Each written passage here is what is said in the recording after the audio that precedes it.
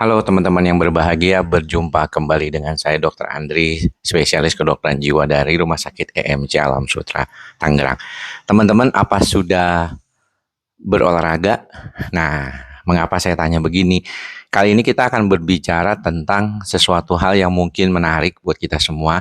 Mengapa seringkali kita itu kesulitan untuk melakukan hal-hal baik? Nah, menarik nih, mengapa demikian? Ini kita akan bahas secara psikologisnya, ya, pendekatan psikologisnya mengapa ketika kita melakukan hal-hal yang baik itu seringkali kesulitan. Misalnya berolahraga, belajar untuk berpikir positif gitu ya. Kecenderungannya mengapa kita lebih dominan malah kepikiran hal-hal yang negatif gitu ya. Nah, ini tentunya bukan semena-mena ya, artinya ada satu dasarnya sebenarnya problem ini terjadi dan ini dikaitkan dengan kebiasaan. Jadi kebiasaan ini yang perlu diperhatikan. Nah, kalau kita berbicara tentang sesuatu hal yang ingin kita lakukan, saya itu kan mengajar perilaku sehat di Fakultas Kedokteran ya. Anak-anak semester awal di semester 1 itu mereka diajarkan berbagai macam tentang empati, tentang etika, tentang perilaku sehat salah satunya. Nah, di dalam proses perilaku sehat ini yang paling penting yang sering kali saya berikan kepada mereka adalah bagaimana mereka bisa memahami bahwa perilaku sehat ini adalah sesuatu yang sifatnya adalah perlu dibiasakan ya. Dan awalnya seringkali mungkin terkait dengan suatu sistem yang kita kenal namanya reward and punishment. Nah, reward and punishment ini memang agak sedikit banyak terjadi pada kehidupan kita sehari-hari ya. Contohnya ya kita kalau mau melakukan apa tuh namanya tuh pembayaran sesuatu gitu ya, ada denda kalau nggak melakukannya tepat waktu gitu. Itu kan sebenarnya reward ya, reward dan punishment. Kalau kita melakukan mungkin ada bonus, misalnya kita melakukan di awal gitu, tapi ada juga sih yang nggak. Kebanyakan kita dapatnya punishmentnya gitu ya. Dan seperti juga kita berolahraga. Saya baru saja habis olahraga ini makanya masih agak lumayan uh, gerah gitu ya, keringetan. Yang paling penting yang harus diperhatikan adalah apa yang kita dapatkan sih dari olahraga tersebut. Seringkali orang itu mungkin tidak langsung memberikan kejelasan tentang apa yang dia dapatkan.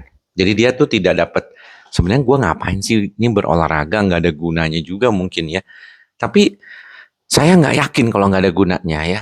Walaupun malas, saya tahu banget ya. Saya bangun setengah 6, biasanya jam 6 kurang seperempat. Kemudian berangkat mengantarkan anak sekolah, baru pulang sampai rumah itu jam 7.30.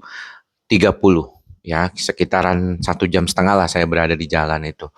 Pagi-pagi gitu ya. Biasanya saya isi dengan mendengarkan berita.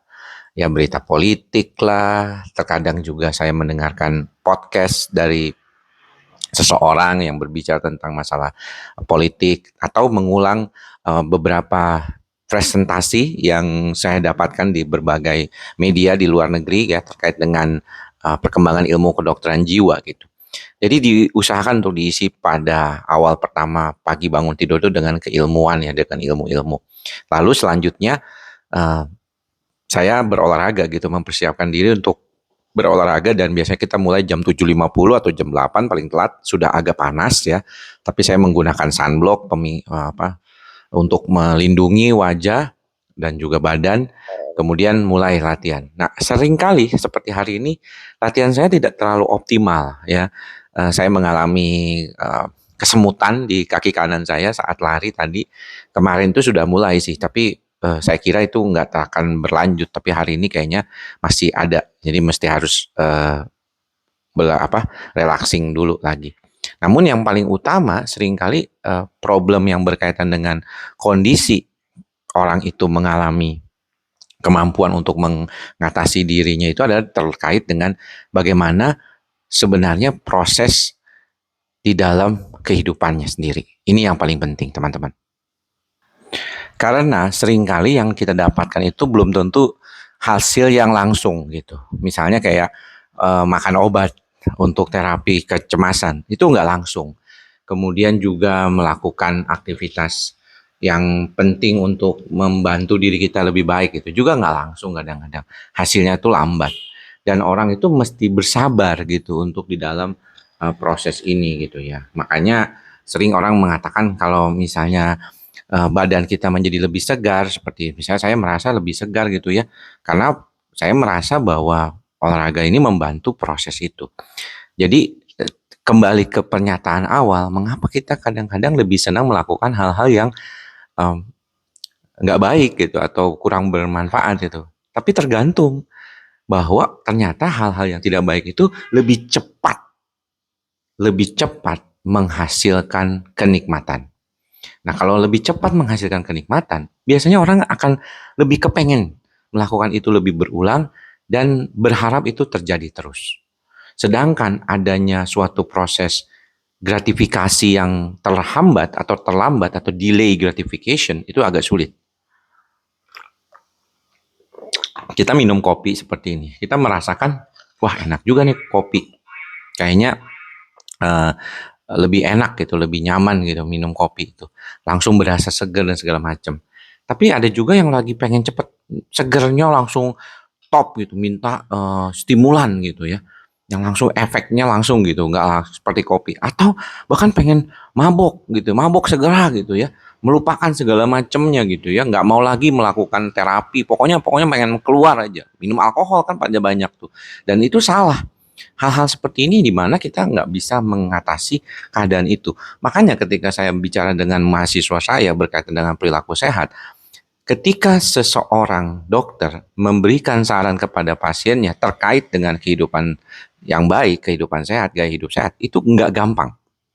Ya, mengapa kita lebih mudah memberitahukan kepada mereka tentang sesuatu hal yang cepat dan efektif segera?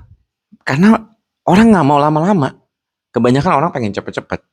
Disitulah ya kesulitannya, bahwa delay gratification, orang perlu latihan, orang perlu terbiasa menjadi habit, itu tidak mudah. Maka daripada itu penting untuk diingat sama teman-teman bahwa situasi-situasi seperti bagaimana kita mengelola perasaan dan pikiran kita itu perlu waktu. Kita memfokuskan pada hal-hal yang baik juga perlu waktu. Berita-berita yang sering kali muncul terkait dengan ketidakmampuan kita mengelola pikiran perasaan kita, mendengar berita buruk, itu sebenarnya karena akumulasi dari sebagian besar kehidupan kita yang mungkin penuh dengan tantangan, penuh dengan kehidupan yang berat. Dan untuk itu kita perlu membiasakan diri. Ya, nggak usah terlalu buru-buru, Anda harus sabar, ya, seperti kita punya mantra, ada sabarnya, karena proses ini akan berlangsung lama, nggak bisa sebentar. Nah, itu yang mungkin perlu diperhatikan sama teman-teman semua. Oke, semoga apa yang saya sampaikan sedikit banyak ini bermanfaat buat teman-teman semua. Semoga semua makhluk berbahagia, salam ikhlas, sabar, dan sadar, salam sehat jiwa. Bye-bye.